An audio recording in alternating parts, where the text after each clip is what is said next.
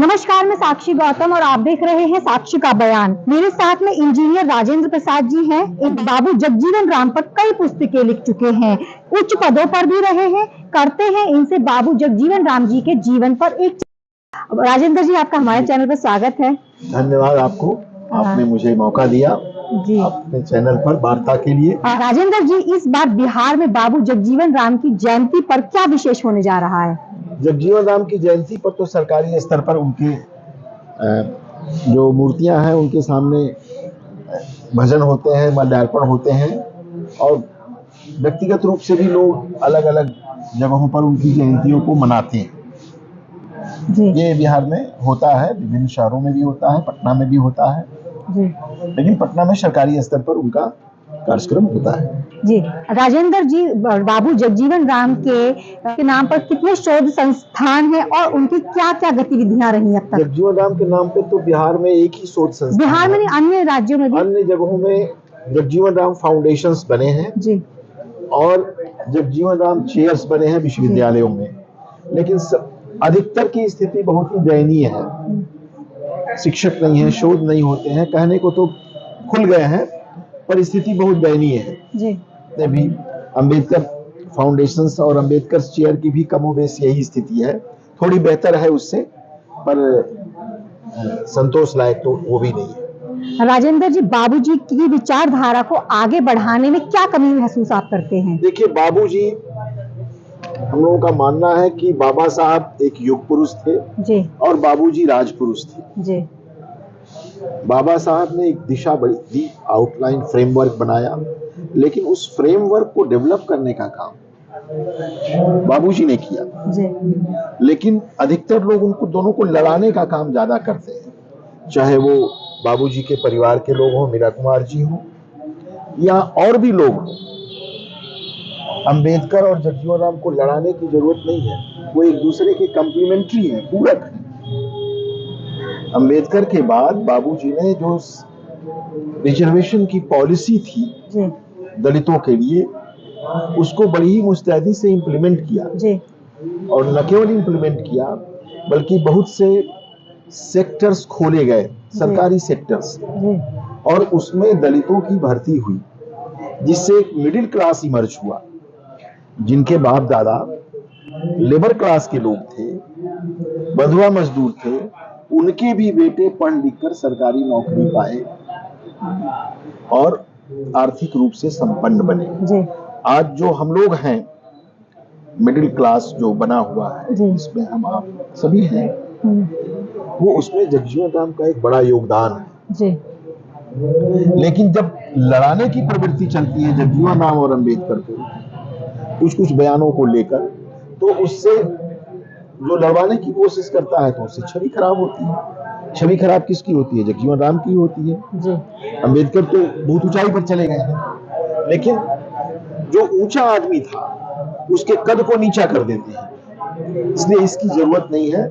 मैंने इसीलिए उन पर एक पुस्तक लिखी जी, जगजीवन राम और उनका नेतृत्व जी, जिसमें अंबेडकर और जगजीवन राम के अंतर विरोधों को भी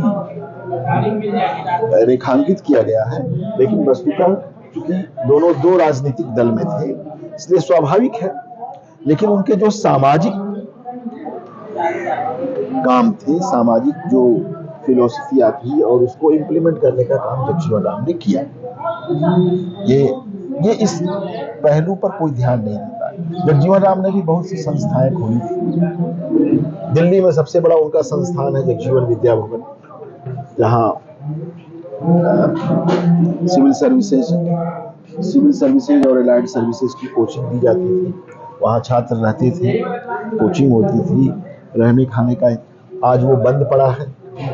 बाबूजी ने एक और बड़ी उनकी सोच थी, रविदास स्मारक राजघाट का संस्थान खोलने का, रविदास एकेडमी का उन्होंने खोला था, आज वो भी बंद पड़ा है। उसी तरह से बाबूजी की कई संस्थाएं हैं, डालमिया नगर में, सासाराम में, चंदवा में, इस तरह की बहुत सी जो उनकी परिकल्पना थी वो ध्वस्त हो गई।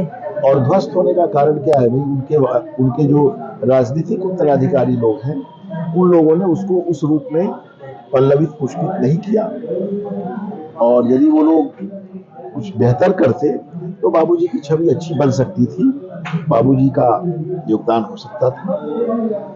पर मैंने प्रयास किया, क्योंकि मैं मुख्यतः सासाराम को ही बिलोंग करता हूँ और वो बचपन से हम लोग बाबूजी को देखते थे, उनके जो काम थे, उसके जो इम्पैक्ट होते थे, क्योंकि हर आदमी के कामों के पक्ष और विपक्ष होते ही हैं और उस मूल्यांकन होना चाहिए। विपक्ष वाले लोग अपनी बात बोलते हैं, पक्ष वाले लोग अपनी बात बोलते हैं, पर कुल मिला के जगजीवन राम ने दलित समाज के हित में जो किया वह भी बेमिसाल है। आज तो वही संविधान है, हम क्यों आज भटक रहे हैं, नहीं काम हो रहा, उस संविधान को तोड़ा मरोड़ा जा रहा है, लेकिन उनके रहते संविधान को तोड़ने मरोड़ने की किसी की हिम्मत नहीं थी और वो काम जो था उन्होंने बखूबी अंजाम दिया। डेफिनेट सेवाओं में पदोन्नतियों में आरक्षण एग्जीक्यूटिव ऑर्डर से जारी हुई, उसके लिए संविधान में कोई आर्टिकल नहीं थी, लेकिन उन लोगों ने एक्सप्लेन किया कि भाई जैसे आरक्षण में है वैसे उसमें